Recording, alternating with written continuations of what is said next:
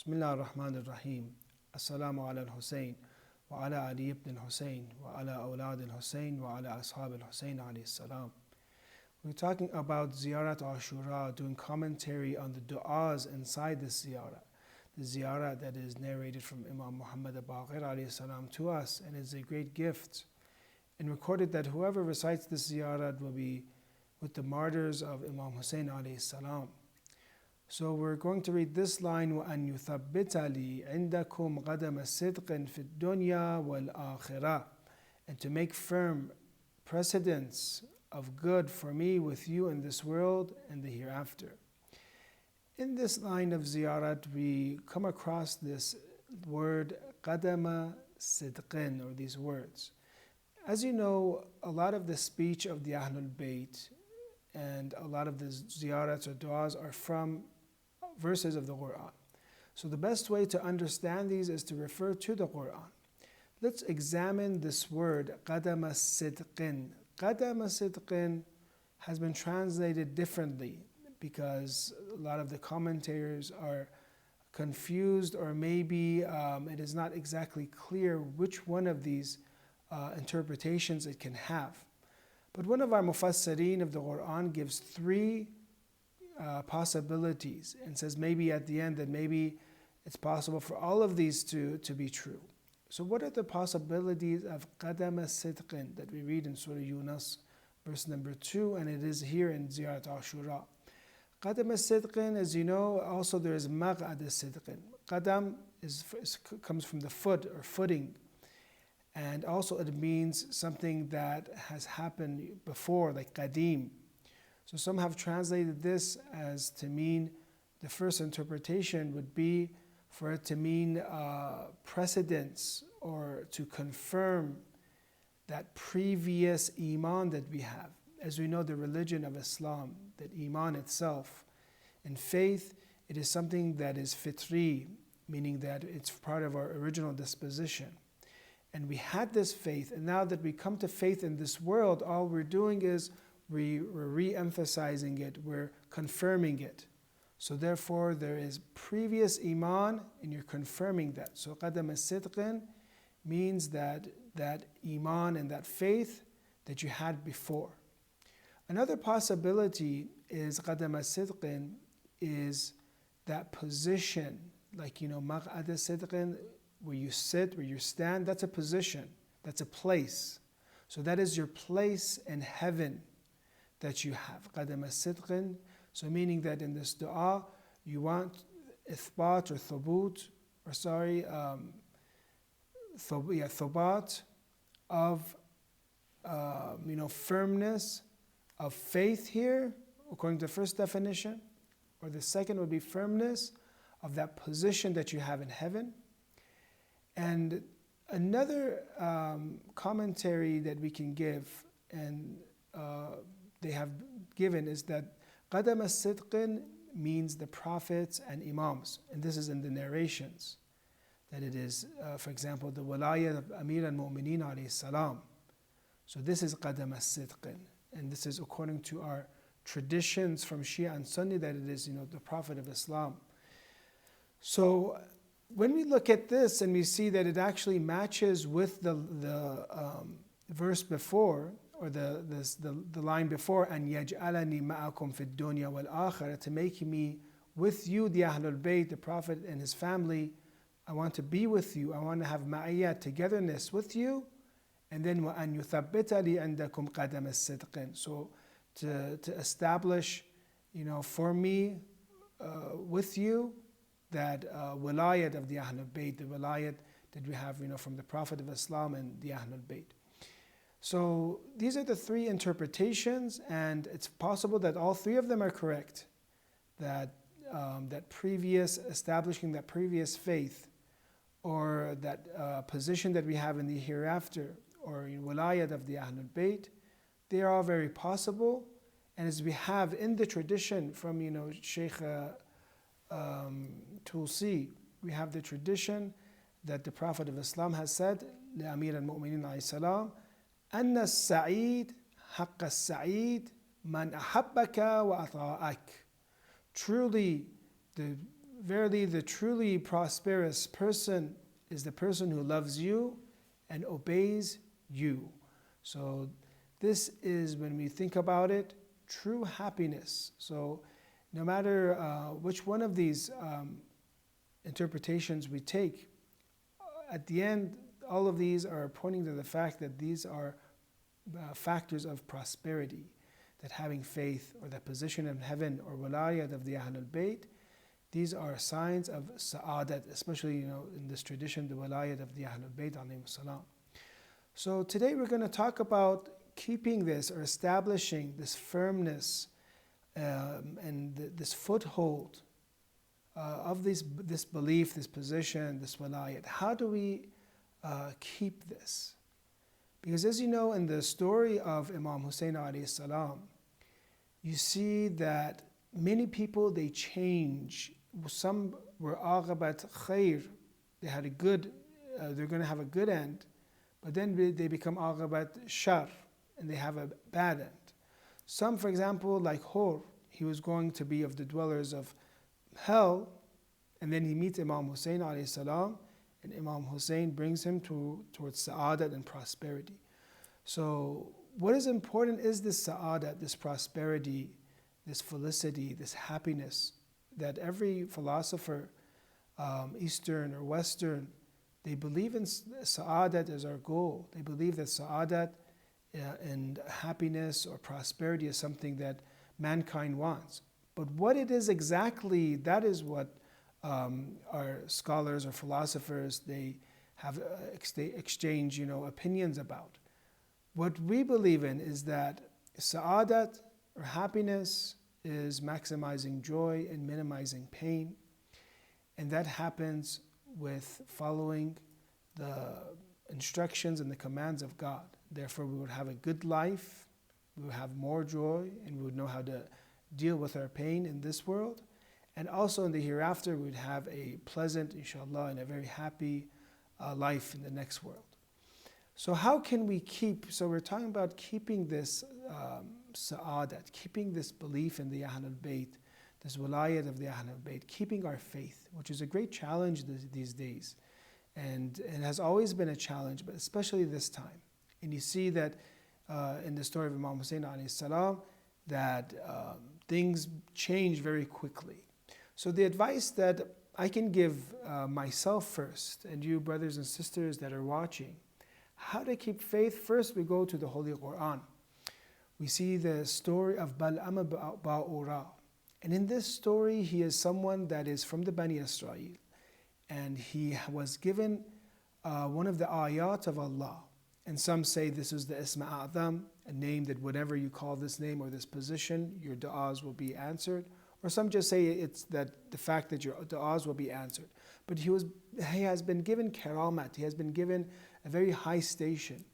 But the Quran says he lost it, and he became of the deviators because وَاتَّبَعَ hawa, because he followed his nafs, he followed his low desires.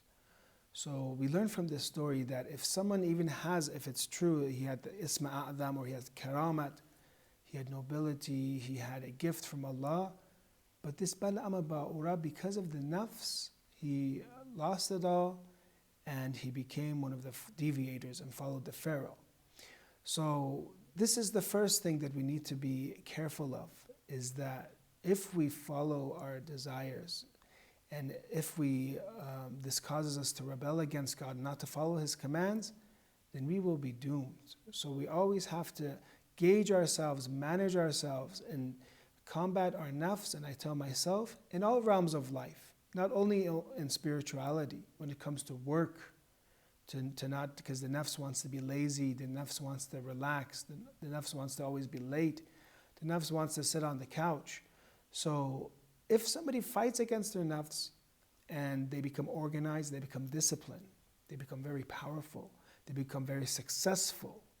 And as we know, in taqwa, or being God-wary and fighting against the nafs, this causes us to be very successful, and that we manage, our business life very well. We manage our careers very well. We manage our marriage and the way that we treat our kids very well, and we manage our spirituality and education very well. So the trick, maybe we could say, the hint that we have from the Quran, or the lesson to learn from the Quran about how to save ourselves and how to remain good and how to remain with faith in the wilayat of the Ahlul Bayt, is to always look at our nafs, engage it, and to fight against it. And that is first and foremost when it comes to the wajibat and the muharramat, that you train yourself and you become disciplined, and a true Muslim will become, inshallah, with this new characteristic that he has, will be successful in whatever he does. The second advice is that we should not believe we are safe, we're in the clear. That we should always fear what is to come for us. We don't know if we're going to go to heaven. We don't know if we're going to go to hell. So therefore, we have these traditions from the Holy Prophet of Islam. We have this tradition, لا يزال المؤمن خائفا من سوء العاقبة. A believer never desists his fear of having an evil end.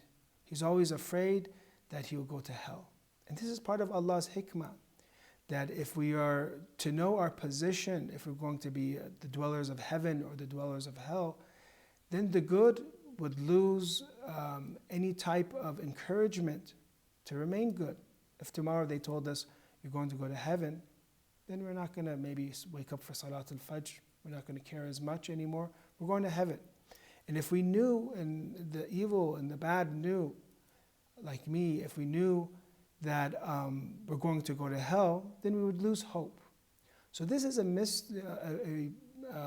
intentional mystery for us. And it's something that's unclear for us. Why? So that we can always have that ambition to work harder and to become and reach kamal, and to reach perfection and completion, and that those that are sinners not to lose hope. So this is very quickly and shortly, the two lessons we can learn from this passage from Ziyarat Ashura, وَأَنْ يُثَبِّتَ لِي عِنْدَكُمْ قَدَمَ الصِّدْقٍ فِي الدُّنْيَا وَالْآخِرَةِ. This firm precedence of good is established by how? By always practicing, fighting against our nafs, our lower desires, our ego, we can say too. And two, by not thinking that we are safe, that we're in the clear. We're constantly fearing of su'ul aqaba, of an evil end. Today we're going to recite some of the musibats of Lady Zainab, salamullah alayha. And as you know, how difficult it is for a mother to lose their child. We're going to talk about Hazrat Aun and Muhammad. Hazrat Aun and Muhammad, as you know, they were blessed from both sides of the family. Of course, from the mother's side, Lady Zainab bint Ali ibn Abi Talib alayhi salam, bint Fatima Zahra, bint Rasulullah sallallahu alayhim ajma'een. And from the father's side, Abdullah ibn Ja'far, who was one of the most generous of people. And then from his father, who is Ja'far ibn Abi Talib, Imam Ali's older brother, who is known as Ja'far al-Tayyar. So Aun and Muhammad, their grandfather is Ja'far al-Tayyar, who is one of the generals martyred in the Battle of Mu'tah, and has a shrine in modern-day Jordan that is still present today. Those that go there, there's a shrine of Ja'far al-Tayyar. So Abdullah ibn Ja'far, for whatever reason that we don't know, but we know that he is a good person, he does not come to Karbala. And these are the hikmats that Allah knows, the wisdom that Allah knows. But instead, to show, of course, and this shows how genuine he was, he sends his sons. So that's even higher than going yourself. You send, your beloved sons. And he sends Aun and Muhammad. Aun and Muhammad, they come to the battle of Karbala seeking permission. And what a difficult time it is for Lady Zainab, Masa'ib, the mother of calamities, that she has to see her two beautiful sons go to the battlefield and know that she will not see them ever again. So there they get permission. And as you know, it is very common in war back then to present yourself, to talk about yourself, and to scare the enemy with poetry. So this was the poetry of Own. And tunkiruni fa'ana ibn Ja'far. And if you do not know me, I am the son of Ja'far, meaning that he's saying that I am the grandson of Ja'far al-Tayyar, the famous general. Shaheedu Sidqin, so which was a true martyr, fil janani azhar, who is in the shining paradise. And he was Ja'far al-Tayyar. He lost his 2 arms and instead had 2 wings. Yatiru fiha bijanahin akhdar, who flies there in heaven with green wings. Kafa bihada sharafan fil mahshar. This honor is enough on the day of resurrection.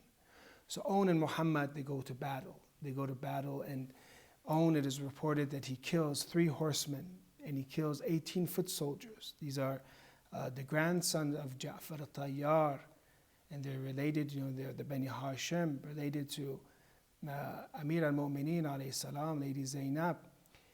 And there, when these 2 become martyred, and Own becomes martyred, and then Muhammad becomes martyred, it is said that they would bring the bodies, because these are holy bodies. These are the bodies of martyrs. These are the bodies especially of the Bani Hashim. And they take these bodies to the tents. But Lady Zainab would always come first, they say, for these bodies, for respect, is Lady Zainab. But here they say that she didn't come forward after Imam Hussein dragged these bodies to the tents. She didn't come forward. And some here say that this is due to the fact that Lady Zainab, even though it's a mother, she would very naturally fall on the bodies of her sons and cry, of course. But out of respect for Imam Hussein, and not to make his test more difficult, not to make him feel more ashamed, to see Lady Zainab and to fall on the holy bodies of their sons would make him more upset and make his test more difficult. For this, she had haya and did not come forward. Sallallahu alayki, ya Zainab bint Ali ibn Abi Talib. Allahumma salli ala Muhammad wa ala Muhammad wa ajil farajahum.